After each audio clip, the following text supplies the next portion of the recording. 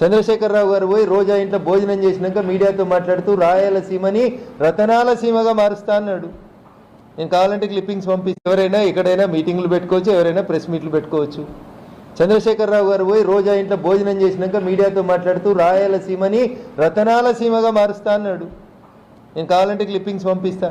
మా చెల్లె కుడి పక్కన ఉంది, ఇంకొకరు ఎవరో ఎడమ పక్కన ఉన్నారు, రోజా గారు ఎడమ పక్కన ఉన్నారు.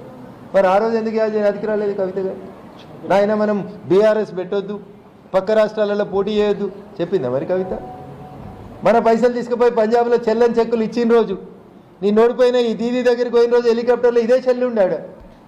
బీఆర్ఎస్ని విస్తరిస్తామని పక్క రాష్ట్రాలకు తిరిగినప్పుడు ఇదే కవితమ్మ పక్కన ఉండే కేసీఆర్ గారి పక్కన. సో ఆ రోజు కూడా చెప్పాల్సింది, నాయన మనం ఒక చిన్న పార్టీ, ఒక ప్రాంతానికి పరిమితమైన పార్టీ, పక్క రాష్ట్రాలకు పోవద్దు అని చెప్పాలి. సో మీరు చేస్తే రాజకీయం ఎట్లయితుంది? పవన్ కళ్యాణ్ గారు వచ్చి ఒక మీటింగ్ పెడితే దాంట్లో ఇంత గొడవలు చేయాల్సిందేమో.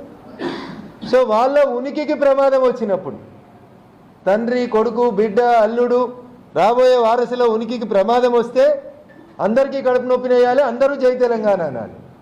వాళ్ళు రొయ్యల పులుసు తీసుకున్నా, పంజాబ్కు పోయి చెల్లని చెక్కులు వంచినా, మహారాష్ట్రలో మనమే గెలుస్తున్నామని అబద్ధాలాడి డబ్బులు రైతులకు వంచినా మనమందరం మౌనంగా ఉండాలి. ఎందుకంటే సారీ చెప్పిండు కదా.